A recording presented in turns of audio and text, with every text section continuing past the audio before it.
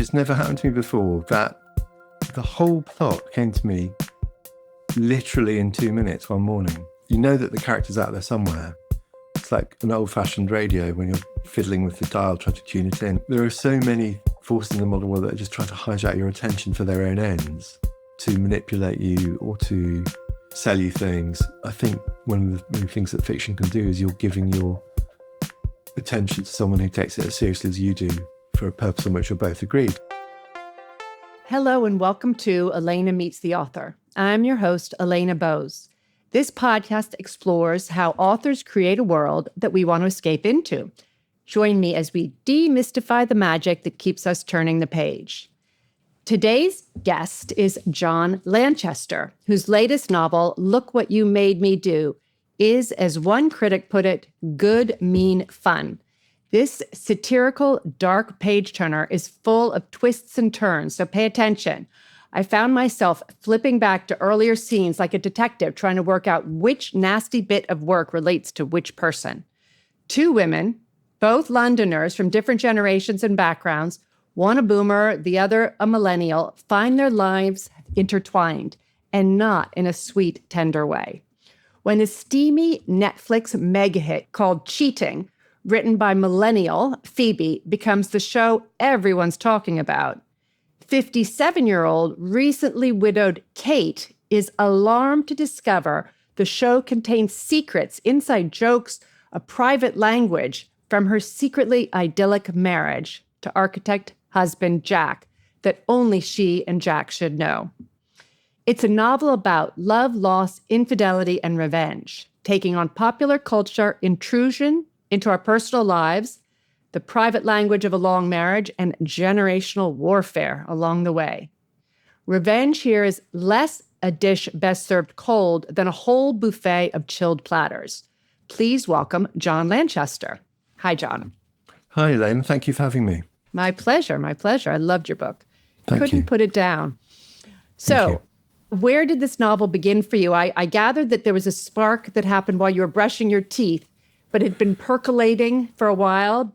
So can you tell us a bit? Yes. It was very strange. It's never happened to me before that the whole plot came to me literally in 2 minutes one morning. And I know it was 2 minutes because I've got, as you said, I've got one of those electric toothbrushes and that's how long it goes for. And so I woke up in the morning with a thing in my head and just the whole thing. And I've got the notebook that I jotted it down on. The idea, it's a complicated plot with various switches and reversals in it, and that whole structure was there intact. And to have something come so quickly and completely, it must mean that I've, on some level, been thinking about it for a long time. I mean, your unconscious does a lot of the work. In fact, I argue that it does most of the work when you're writing fiction. But it works slowly and it works in its own way. And so obviously what happened, I'd been kind of cooking up this story for years, I think. The kind of, it's like with cooking, sometimes slow cook things are the quickest to serve because you have to have done them hours in advance. Oh, right. Yeah. It's like that. I've been cooking it up for years and then it arrived pretty much complete. And so Phoebe and Kate appeared to you while you were brushing your teeth, these two protagonists. I'd say the story came first, and then I'd say the sequence was story, and then that sort of implied what the characters are like. And then there was a process of trying to hear them. I mean, the thing that brings, if you're writing a book where the predominant thing is what is told in voices, characters' voices, it's quite often the thing that the voice is the thing that actually animates it, that turns it, just makes it come alive. And so I'd say plot first, character emerging from plot, and then the thing that actually allowed me to start writing was this feeling that I've had before when writing in the first person, that you know that the character's out there somewhere, and it's like an old-fashioned radio when you're fiddling with the dial trying to tune it in, and then you tune it into the frequency and you can hear them, and that's when you're off. And so that was very much the sequence: plot, character, voice. Okay, so in terms of one character who plays a big part, but he dies in the first chapter. Can you tell us, can you read from your book the section about John, where John is at a dinner party? Jack Jack at the dinner party. By the way, I came quite close to calling the couple in the marriage John and Miranda, which is me and my wife's name, as a kind of, you want autofiction here? I'll give you autofiction type joke. But then I realized I was actually naming an incredibly character you gradually realize is rather malign after my beloved wife. And that might seem funny for about 10 seconds. And, steadily less funny as the years roll by. Yeah, exactly. She was up for it, actually. She thought it was fine. Oh, God. Okay. So this is a North London dinner party. It's right at the start of the book. Tanya came through from the kitchen with another tray of small things on sticks. Olives, chunks of pineapple. Our eyes met. I'm going through a 70s thing, she said. Prawn cocktail, steak Diane, black forest gatto, onion soup with croutons, coq au vin, veal escalopes. Done properly, they're all delicious. Where's all that kind of food gone? You'll get him started, I said. But it was too late. Jack had reached for a vol au vent, swallowed it whole in one bite, rinsed it down with a glass of champagne, and seized centre stage, all in one action. I couldn't agree more. It's like this. Yotam Ottolenghi, he said. Lovely bloke, I'm told. Colleague of yours, yes? This to Katrina, who worked at The Guardian and who gave a complicated half nod. Literally, the nicest man in the world, everybody says. And yet the fact is that you have to say, objectively, that he has done more damage to this country than the Luftwaffe. I had heard this before, and marriage involves compromise, settled down for the ride. Michael, circling the room topping up champagne glasses, took the bait. I'm not sure it's completely true to say that Ottolenghi has caused more damage to Britain than the Luftwaffe. It's to do with the net destruction of competence. You go to someone's house for supper, not here, obviously, Tanya, and you come in the door and you can see from the other side of the room, 20 feet away, that it's Ottolenghi. You see the pomegranate seeds strewn all over everything and you know what's coming. Here we go again. A random assembly of ingredients thrown together by someone who spent 10 hours shopping and 10 minutes cooking, i.e. throwing things together. And the crucial point is that they have no idea what it's supposed to taste like, because it has no relationship to any food they actually know about or have eaten before, except at the houses of other people who use the same cookbooks in the same way and therefore have exactly the same level of total cluelessness. Sumac. Nobody has the faintest idea how to use that. Zatar. Nobody knows what that is. Is it a leaf? Is it a terrorist movement? Is it the main villain in 1001 Nights? Pomegranate molasses. What? And they chuck it all together and it looks pretty if you're photographing it and it tastes like God knows what and everybody says, ooh, yummy Ottolenghi, and everybody goes home and does the same thing next time and it's all a huge conspiracy to destroy people's ability to cook. Leek tart. People know what that is and what it's supposed to taste like. Roast chicken. People can assess that. Beef and carrots. This one is good, that one less so. Sumac guinea fowl with za'atar beetroot and jewelled cauliflower rice. Nobody's got a fucking clue. What is it? Who's it for? Why would you want to eat jewelled rice? Nobody can tell if it's a disaster because it's already a disaster. It's gone wrong as soon as it's on the plate. Or maybe it hasn't. But even if it hasn't, people don't know because they don't know what it's supposed to be like. It's like asking unsighted people to judge a painting competition, whereas this vol au vent is a bloody masterpiece. And with that, Jack ate another one. I noticed that Katrina looked amused, whereas her husband looked as if he might be about to burst into tears. He eventually and quietly managed to say, I cook Ottolenghi all the time. I love that. One of the things I loved about your book is you've got your plot, but you have so many interesting observations throughout that don't necessarily, they contribute to the plot, but they're just cultural comments, I guess, that are really good. How do you feel about Ottolenghi? I rather like them. The sore point, though, is I have a family member who has to have a low fiber diet for legit medical reasons, not a fad thing. Mm-hmm. And he's in the sweet spot. The recipes are often work well if you're avoiding gluten, but they're quite high in fiber. So the beef that built up actually has nothing to do with the recipes, which I think are amazing. By the way, particularly in the restaurants, I think restaurants are fantastic for vegetarian food, but they're quite challenging if you're trying to eat a low fiber diet. Yeah, maybe beef and carrot is better. Most of the things I listed are better. That's how I know. Okay. All right. One of the other things that we talk about, or you talk about in this early chapter, is the private language that married couples have. And I was wondering, how easy was it to write their shorthand? And did you borrow any from your own long marriage? Let me think. No, I think they were all, I think there was a draft, like in an early draft, I did borrow things. But I think there's a common misconception about how much writers take from life. And one of the things about bits of life that you stick in a book is you often can't tell if they work. You know, it arrives whole and you kind of reproduce it.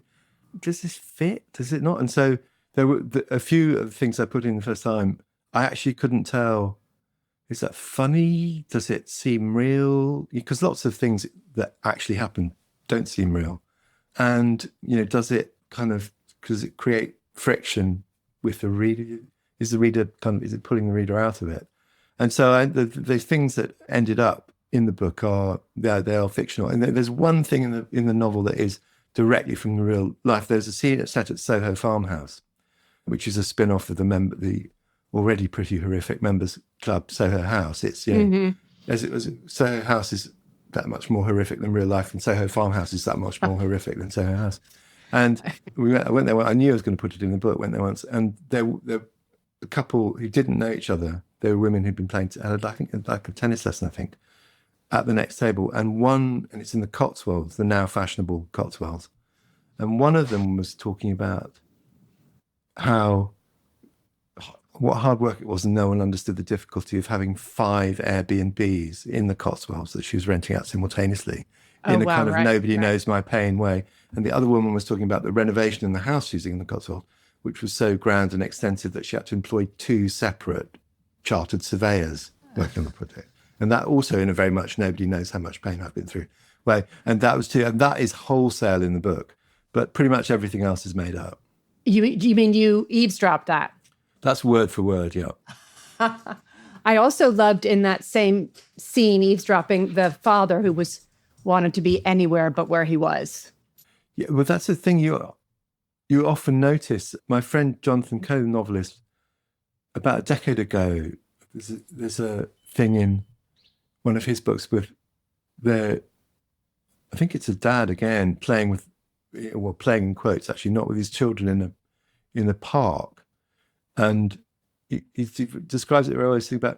And he's trying to do as many of the things he would have been doing if his children weren't there as possible. So basically on his phone, do check.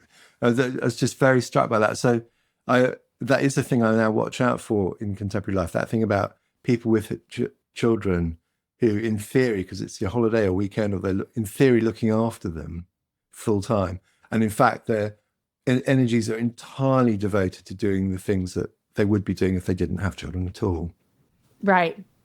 Mainly phone, often phone. 90% of the time. 90%. Phone, yes. I see that too. I love the line in their private language, "I want your body, disco doll." So that comes from a song, or? Straight from a New Yorker cartoon. Oh, that's right. Yeah, that's right. Yeah. And the New Yorker cartoon isn't fictional. I mean, I think it's quite old. I think it's sort of from the early 80s. There, a chap walking past. And actually the punchline is, that's in the cartoon, that's not the punchline, because it's a sort of tired, it's a classic New Yorker. Yeah. A deliberate stereotype, tired businessman, and he's walking past someone with a boombox saying, "Want your body, disco doll." And the tired businessman is thinking, they're singing songs of love, but not for me. It's the contrast is very good. Yeah, no, it was good. And also, yeah, they're just very good on all your details and your little anecdotes. Okay, so by the end of that opening night, Jack is dead, so we're not giving any spoilers away, or trying not to. And Kate only learns about this hit series, Cheating, chapters later, when a friend quotes that line back to her, "I want your body, disco doll." What drew you to the slightly slow burn reveal? I don't think much in the language that they teach writing in, inciting incidents, all that stuff. There are sometimes so it's useful to have that. It's more useful as a vocabulary, really. It's a way of describing things. But I did want to have a thing where you can sort of take your pick of when you feel the story starts. Mm-hmm. So there is that shock thing happens at the end of the first chapter. And then the second shock is when Kate overhears on the TV this line and sort of whole world collapses. And I didn't feel it would work if they were sort of simultaneous. It does need a kind of staggered thing. I think it's partly to do with the kind of book it is. I thought of it as a psychological thriller when I was writing it. And that's it is. But the funny thing is that I'm glad to hear you say that, but I thought of it as a psychological thriller and then handed it over to the publisher who may have said, what is it? So I'm not sure, because I don't always know, but I think it's kind of psychological thriller. He did disappear and came back a week later and said, actually, it's not a psychological thriller. It's a black comedy about intergenerational resentment. Oh. Said, okay, it's a black comedy about intergenerational. Thanks for that. But the structure and the thing when I was writing it is that of a thriller, psychological thriller. And the two main things in the toolkit of that are surprise and suspense. Those are the two things. That thriller structure is a dialogue between those two things. And the bereavement and the seeing the show are kind of classic surprises. And then suspense is the opposite thing, where you're waiting for the other shoe to drop. You know there's this thing set up and you're waiting and you kind of... And it's the thing Alfred Hitchcock said, that you could show the same sequence of film, two people sitting talking across a desk, and they're kind of discussing the weather or train timetables or whatever, and it's sort of neutral dialogue. You can't tell what's happening. And you show the exact same scene, but before it, you see someone else come in and put a bomb under the desk. And you watch the whole scene on the edge of your seat, waiting for that thing to happen. And that's suspense. And the thing about surprise is that it sets things up and it refers backwards. It goes both ways. And when you get surprises later in the book, the thing it has to do is to be completely unexpected and completely satisfying at the same time. I didn't see that coming, but of course that makes sense because of so-and-so. So I was very conscious of those two kind of structural pillars of the book, really. And that thing about, as it were, pick your inciting incident is to do with that. And you'll mention things just lightly, and then they become something later. Because I think that Netflix show was mentioned at the dinner party, even maybe at the very beginning. But she doesn't clock. Chekhov's shotgun. That's the whole thing Chekhov said about if you have a shotgun over the mantelpiece in the beginning of the first act, you have to use a shotgun at the end of the third act. Right. And with my kids, we quite often joke about, as if a character sneezes, it's Chekhov's hay fever, you notice it a lot in structural things. But it has to, otherwise you have to put in, that again is a slightly thrillerish thing, that you have to help the reader along a bit, because if things come completely cold, it's less satisfying. Yeah, exactly. Yeah. So you're a committed planner and you mapped this book out fully before writing it. Did you plan exactly where to scatter the clues, or did something surprise you once you were actually drafting? The thing that I worked hardest at, and that took a bit of fiddling, I think of structure. Fiction is about structure. Storytelling is about structure. And for me, structure, I say it's about the 3 S's: structure, selection, structure in terms of what the acts are, structure, selection, and sequence. And selection means which details you put in, which details you put out. You have to leave a lot of things out to make a character come to life. Otherwise, you can have a lot of extraneous baggage. But sequence is weirdly easy to underrate. You can actually know everything that's going to happen in the story. And particularly if there's a backstory involved and there are mysteries or hidden things, there's often a really important piece of work around when you show particular cards. And sequence was an issue when I was working on it, more when I was planning it.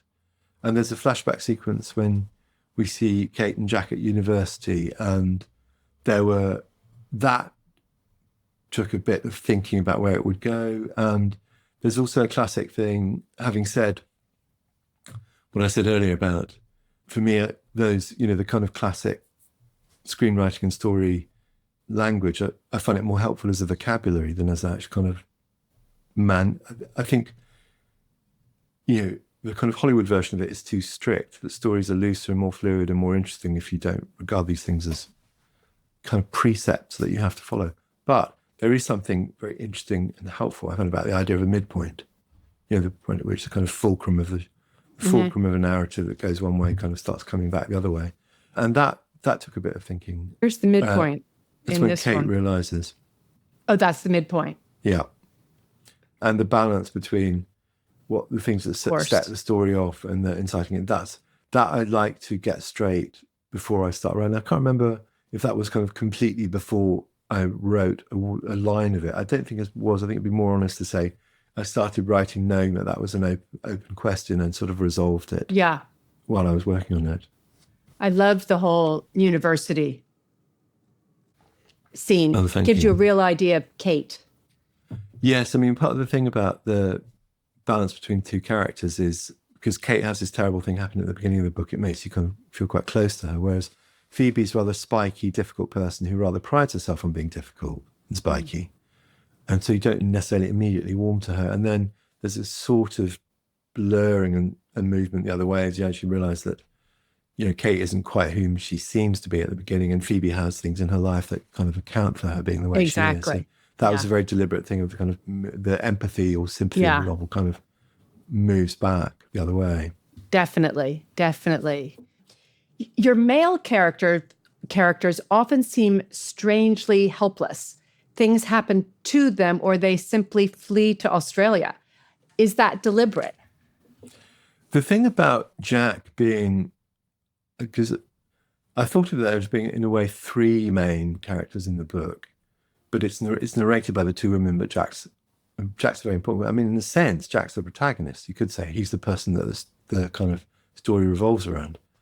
So I was very aware of that. His actions and choices in the present tense don't impact the novels much, but things he did in the past do.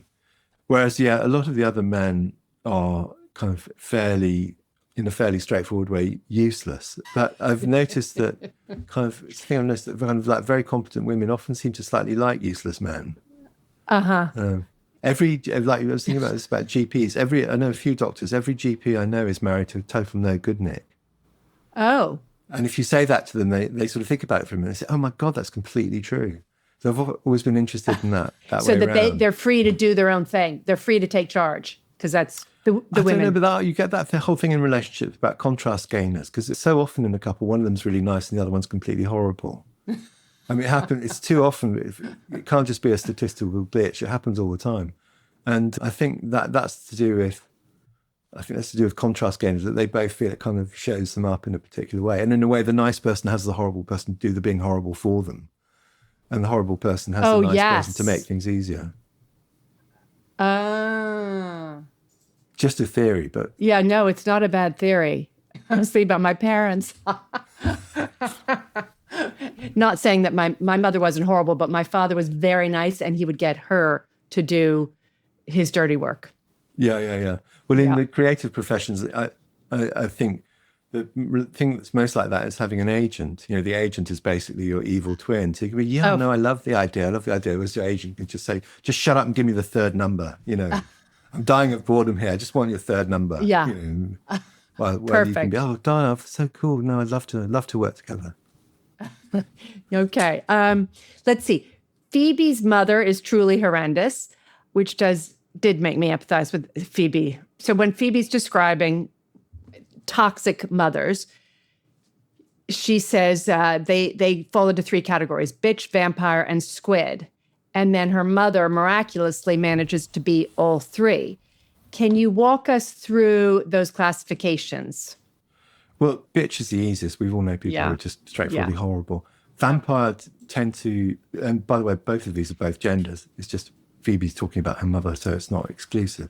Okay. Vampires are people who just draw the energy, life, fun, who feed off everyone else's energy, and you do sometimes see it in parent-child relationships that these people who you know perfectly well they're having quite a nice time in the rest of their life, but in their interactions with their children, all they do is complain about how terrible everything is, and how life's horrible, and you have everyone's no idea dying. everyone's dying, and nobody cares, and all that.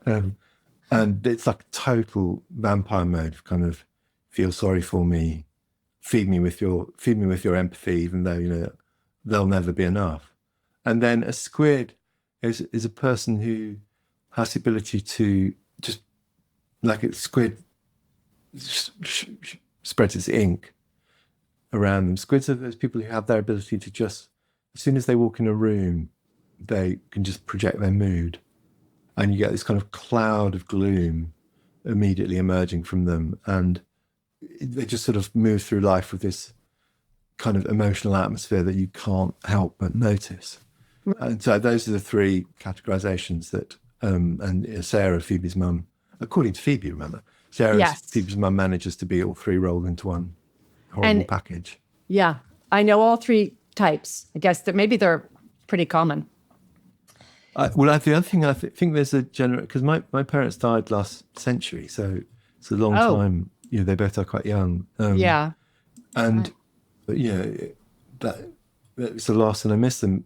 But as you get older, lots of my friends have been through horrendous times as they become their parents, and as a kind of emotional dependency kicks in. And I think it's a generational thing about how much longer everyone's living applied to the generation one level older than us. And so a lot of that is actually based on just hearing people talk, the themes that people, I can't kind of contribute to it because, as I say, my parents died a long time ago, but it is very striking how these same sort of things just keep coming up. And none of the specifics are drawn from the real life in the novel for the reasons I gave earlier, but there's definitely a thing about a kind of, in the kind of boomer versus millennial argument, that's a thing about the boomers that tends to be left out. It's, that they're not having a super easy time of it intergenerationally upwards either. Because their parents are still alive. Yeah, and in various stages of often, sort of tragic dependency. Right. I think there's something quite dark about the way that medicine is prolonging lives beyond its ability to treat or cure or alleviate things. That a lot of people have had these healthy, happy, deeply engaged, fulfilling lives, and then a horrendous 10-year coda at the end. I think it's the thing we'll look back on as quite a dark period. I agree. Because it's nothing like what they were like before. And they... Yeah, exactly. Yeah. And it's very often a thing that, that people specifically in as many words have said that they hate the idea of and don't want to be in that condition and so on. It's a painful thing to see. So Phoebe, she writes the summer's most talked about show. It's steamy, sexy, bitter, nasty, devastating. And she says it's slightly autobiographical. She's tough and cold and says that niceness is overrated. Did you like her as you wrote her? You have to, I think the thing that you react to is energy. When you're creating a character, you've drawn, and I think the reader feels the same thing, that, I always think the great text about this is Macbeth. When you're watching Macbeth, you want Macbeth to commit the murder. You don't like him or admire him, but you do kind of, you want him to do it. And I think the whole thing about do we like characters, it's too simple. It's more, it's the are we connected to them is a different thing from do we like them. And so I felt very connected to Phoebe's wish to be spiky and difficult. I'm not that person. But I've always been interested in people who are, like, who deliberately act quite spiky and quite difficult. And in her case, it's because she's actually much softer than she wants to be on the inside. But her kind of, the way I could hear her voice, the way I tuned into her voice was through that thing of someone who, yeah, Kate seems nice, but you gradually realize isn't. And Phoebe, the thing that helped me tune in the radio was that thing about Phoebe really wanting to seem spiky and difficult, and what the French call pénible, which is this wonderful French word, which means someone who's very difficult on purpose, who makes every interaction with them slightly harder than it needs to be just on principle. Right. And so Phoebe is pénible, but then you gradually realize that, her hard shell is there for a reason. Yes. The mother who she acts completely different with when she's with the mother. She's a different person. How much of the book is about generational collision? I have that thing, there's very good advice Stephen King gives in his very good, I think, book on writing, that you just write the first draft, and then when you're going over it again, you look at it as a reader. And if you've studied literature or just read more generally, you think about it in terms of, as were the themes and the things that are in it. So it wasn't in my head when I was initially constructing the story, and wasn't in my head when I wrote the first draft. But when I looked back over it, I thought, oh, hey, yeah, actually, there's this whole intergenerational thing here. So, I mean, I think it's a moot point whether it's just about that thing about, the 20-year age gap, the world being very different, or whether it's a specific boomer millennial thing. Yeah, because Kate, she's polite and she's married and it's a conventional life that she has. Whereas Phoebe, I guess Phoebe is married, but they changed their name. She does strike me as more millennial, and it's okay to be, I feel like it's okay to be sort of slightly more selfish and spiky. They would both, I think, say that when you listed their reasons for not liking each other, if one were to do that, they would both mention entitlement in the top two reasons. But it's very different form of entitlement. They would both see each other as entitled and oblivious and slightly spoiled. Uh-huh. And that interests me, that thing about, I think the whole intergenerational rivalry discourse, I think, is slightly oversold, but there are things about it that are interesting, which is how similar a lot of the objections both ways are. I see how Kate is entitled, how boomers are entitled, they can afford houses that their children can't. How is Phoebe entitled? Well, remember, from Kate's point of view, she's written this thing that she she's sort of come barging into her life, and, kind of recklessly and obliviously, and just, I can do whatever the fuck I want. I got it. And also because have that thing, I think this is more of a thing perhaps in women's lives, that potentials and possibilities have shifted across generations. The field in which you can operate has changed for women my age over the course of their lifetime, and their parents' lifetime too. That each generation of women has seen possibilities change. Kind of not true for men. I mean, I'd say one of the main changes in men's lives, oddly enough, is brought about indirectly by feminism, which is that you have much more permission to be a father, to be much more in your children's lives. I've always thought that was undersold as one of the huge things that feminism did. Paradoxically, was give men this ability to just be present. And I used to, pick, when my kids were in primary school, I'd pick them up from the school gates, and they were just, when I was a kid, there were no dads. And now, I mean, there's just a fundamental shift in terms of the kind of permissions that men have. That's about the only thing. And apart from that, men's lives are, broadly speaking, intergenerationally the same. Not true for women. And there are tensions and resentments, I think, around that. And I did want to definitely. It's played in the comic register, but that's one of the things I wanted to catch in terms of the relationship or non-relationship between them.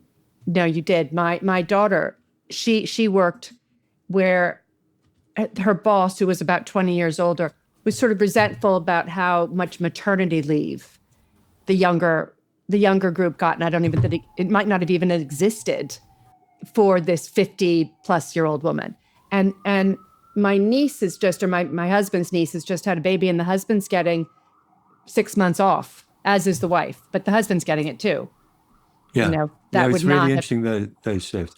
I wrote a thing about intergenerational resentments and tensions in The Guardian when the novel came out. And And actually, most of the criticisms of the boomers are fair, I think, in terms of obliviousness and having, ridden this wave of affluence in a slightly unthinking way.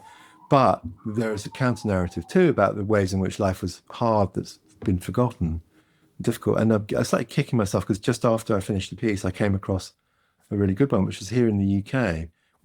A boomer born immediately after in the Second World War, would have been 27 before she could have a mortgage, a solo mortgage. Not that it was legal not to have one, but a bank could legally just say, no, you can't have a mortgage because you're a woman. Goodbye. Wow. That's 27 is, and the equivalent thing now is they can't afford a house because house prices have the scale of the way. But it's not like, one thing was just self-evidently incredibly easy. And now it's, there are those shifts. Yeah. Look What You Made Me Do, your title, shares its name with Taylor Swift's 2017 hit, which is all about betrayal and vengeance as well. So was that Swift echo deliberate, and where did the revenge theme come from for you? So 100% not. In fact, I wish I could say this with a straight face. It's come up before. I'm trying to say it with a straight face. I haven't managed to. Taylor took it from me. Except I did. I wrote a memoir. As I said, my parents died quite young, so I wrote a memoir about them as a way of preserving their memory, and called Family Romance. And that one of the sections in that is called "Look What You Made Me Do." One of the passages about my mother. It was sort of. You could sue Taylor. Exactly. Well, yes, that's a good point. Actually, I definitely win. And it's too late to ask for tickets to the wedding. God damn. Yeah. But my mother had many, many virtues. And I loved her, and I wouldn't wish for a different mother. But when she was sort of slightly on the warpath, Look What You Made Me Do could be one of her modes. And so I've always been interested in it as a kind of part of a psychological tool. I don't think of it so much in terms of revenge, though that's what it happens in the novel. But it's more a kind of, and my mother was Irish as well. I was born County Mayo in 1920, and there's quite often there's a sort of that generation of Irish people. There's quite a sort of. It's a thing in that movie, Banshees of Inisherin, that you kind of doing things to yourself that are negative in order to hurt someone else. Interesting. In the first instance, that's where that came from for me. But yeah, in the novel, it is very much a revenge thing. Yeah. And then, I'm just going to read this quickly, but I thought this was very perceptive. One of the worst things that happen when people get divorced is that they have to rewrite all your memories of the good times you had and change them into unhappy memories, or at best into the precursor to unhappy memories. You have to rewrite them in the knowledge of what was to happen later. You see good times as the build-up to bad times. You pick over happy memories, looking for signs and clues that you missed. So I got divorced about 20 years ago, and that's exactly what happened to me. But from what I understand, you've been happily married for a long time. Did you know this just because it's common sense or observational, or how did you sense this very true? Well, thank you. I think more observational, and I noticed the way people talk about when people talk about the loss in relation to divorce, but actually other forms of loss too. I think one of the easiest things to miss is the loss of meaning. The losses involving meaning are often some of the most painful. And yeah, that was just something I'd noticed people going through. Touch wood hasn't happened to me, no doubt partly thanks to the fact that I didn't name the character in the novel after my wife. I definitely have observed that as a thing. Yeah, no. And your book is full of things like that. It's full of very clever observations. That one does have to do with the whole plot, but sometimes they don't. You said in the interview that I watched, something you mentioned that you have already today, that you have to leave details out to make characters seem believable. And I guess you learned that when you were writing the memoir about your parents. Yeah. I was going to ask you, what details, did you have a whole myriad of things that you left out? Was that an easy selection process? What you're going to keep and what not? It's not always easy, but you do get the knack of it. I mean, I think Ford Maddox Ford, a wonderful English writer of the early 20th century said that you need to know the texture, you need to be able to feel the texture of the door handle in the room, in a fictional room. But that doesn't mean you put the door handle in the novel. Right, very good. And I do, when I'm sitting with the novel, which is a slightly different thing from actively planning it, but just sort of kind of inhabiting the world of it, sometimes before writing it and sometimes while writing it. It is sometimes helpful to just fill out scenes in your head to think about the texture of the door handle. And then you don't necessarily use it. And it's one of those mysterious things, I think, that readers can tell, that, I mean, all writers are readers before they're writers, and maybe more than they're writers. And it's one of those mysterious things, I think, that you can just tell when the thing is complete. And you're just kind of, and it gives a great sense of reality, I think, to works of fiction, that sense of a complete world that you're not necessarily seeing, that you're just seeing one slice of. Yeah. So you didn't necessarily write it all down, but it was in your head. Yeah, I mean, so I do, a lot of rewriting for me is cutting things that don't quite belong or aren't needed, and the old advice about slaughter your darlings, which is often, I think, to do with, you can have things that work quite vividly on their own terms, but they just don't belong in that book. I've done that myself, and I sometimes notice it in novels I'm reading, that it's really good. It's just not, it doesn't belong here. It's from some other book. And that's one of the things that I do end up trimming. You probably just get better and better at it. How many you've written? Is this your 7th fiction work? Yeah, 6 novels, 1 book of short stories. Right. And then how many nonfiction books? 4. But the skill set is interestingly goes both ways, I think. It's a very similar toolkit. And in terms of things you take from nonfiction to fiction, there's a wonderful literary critic called John Bailey, who was married to Iris Murdoch, great novelist. And he said this thing I think about a lot, is that the imagination is in love with the feel of fact. And I think that's true. Things that have the texture of fact, there's something very adhesive and vivid about them in works of fiction. And the thing that goes the other way around from fiction to non-fiction is that thing about the S's, structure, selection, and sequence. That toolkit, which is essentially fiction, is the fictional toolkit, is just incredibly important if you're telling a real life story. You have to, because it has to have structure. It has to involve selecting things, otherwise it's overwhelming, and you have to get the sequence right. So I have found that, I've learned a lot about writing fiction from writing non-fiction and vice versa. Do you have a preference? No, I think just the different sorts of stories make different sorts of claim on you, and things that are just sort of interesting things that happen in the world skew much more towards non-fiction for me. Often because there's a kernel of unlikeliness. Things that happen are just very unlikely. That's part of what makes them compelling. But that doesn't work in fiction. Fiction has to feel true. Right. You can do anything at all you like in a novel, but it has to feel true. But the weird thing is lots of things in life don't feel true. They just happen. Right. They happened. And therefore that's a nonfiction. Totally, yeah. Yeah, makes sense. Okay, what was the hardest thing to get right in this book? Maybe you said that was the sequencing? I think so, yeah. That was the thing I worked hardest at. And what do you hope readers take away from the book? Well, if it stops them thinking about the news for the duration of reading it, I would regard that as a huge win. That's why I read so much. It's just much more enjoyable. Yeah, exactly. And I'm partly joking, but also not. I think there are so many forces in the modern world that are just trying to hijack your attention for their own ends, to manipulate you or to sell you things or to incite you into an ungrounded view of the world, that I think one of the really things that fiction can do is you're giving your attention to someone who takes it as seriously as you do for a purpose on which you're both agreed, entertain, instruct, enjoy. That's one of the things that fiction is for. And the you can't that horrible thing about second screening, you get something on the telly and something on your phone. Oh. You can't second screen a novel.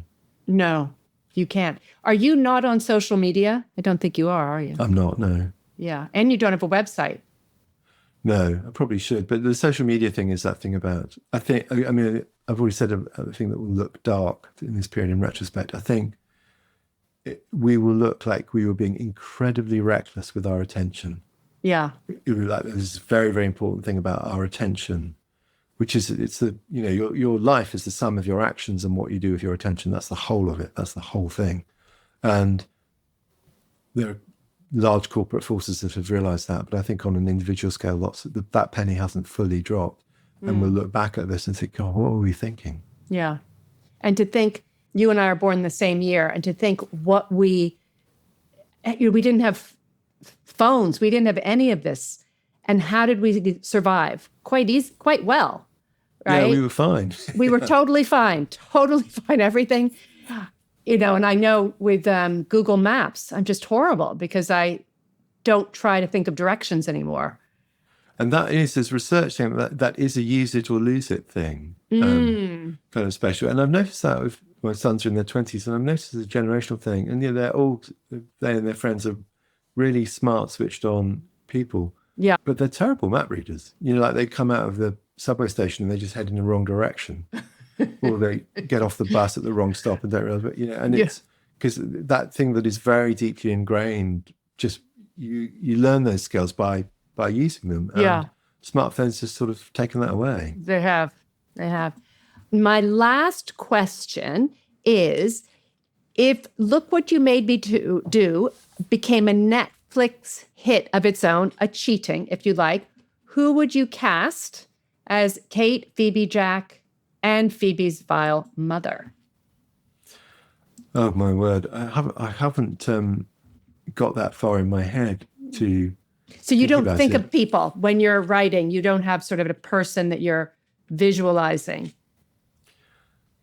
or an actress or an actor. I don't think of it in terms of people who are already out there. You see what I mean? But I think they'd both be quite good parts, to be honest, Kate and Phoebe. But one of the things that is in the first draft of the book, Phoebe wrote, it's a novel that Phoebe's written that kind of blows up. And then I realized that it's not big enough. I wanted to have that thing of total ubiquity, total cultural ubiquity. Yeah. In that interesting modern way that you have these things that for a period of time that all anyone talks about. And it wouldn't work with a novel. I think, maybe Sally Rooney had that. Mm-hmm. But it's an increasingly rare thing. And I've got to make it. It has to be a TV show because otherwise it won't break through. And in thinking that, I thought, well, bye-bye TV sale, because TV doesn't make TV about TV by and large. Oh. So I did heroically and nobly, and in my most sort of my most Gandhi-like, wave goodbye to the possibility of a huge TV by making it TV. Oh, wow. Because it would be good. Because they're such good characters. I really want to see Kate Blanchett. I'm not sure who, but the vile mother. Many people have mentioned Kate Blanchett. Oh, really? Yeah. That's the single name that comes. Wow. Because I quite often put it the other way around. What do you think? And she's the number one. Take that, Kate. What do people think of you? Well, no, it's because she's so good, and she's very. She is so good. One of the things that's amazing about her is that her willingness to play not especially likable people. In that movie Tar. Yeah. Oh, I didn't. Have you seen that? So it was really, really good. She plays this conductor. And without spoilers, Lydia Tarr, she's called, is not a nice person, and it's an incredibly vivid, powerful. I mean, that you can't take your eyes off her, which you never can when it's Kate Blanchett. But you just believe, it, all of it. She's an amazing. She's playing Electra in London in the fall. Is she? Wow. The National, I think. That would be really interesting. I've never seen her on stage. Me neither. So those are all my questions. It was really, really, really interesting talking to you. I thank you so much for taking the time. I think people Thank you so much, Lena. I really enjoyed it. And thank you for having me. John is clearly an author who observes the world around him. He's not locked away in his office. He's watching, and his subconscious is taking notes. John isn't on social media. He made a good point about how we need to value our attention. We have a limited amount of time on this planet, and we need to value what time we have. So rather than watch the grim news or social media, which just makes you feel bad, use your time, use your attention, and focus it on a book. Read this book. I promise you it's entertaining, thought-provoking, and you won't be able to put it down. So thanks for listening and see you in 2 weeks.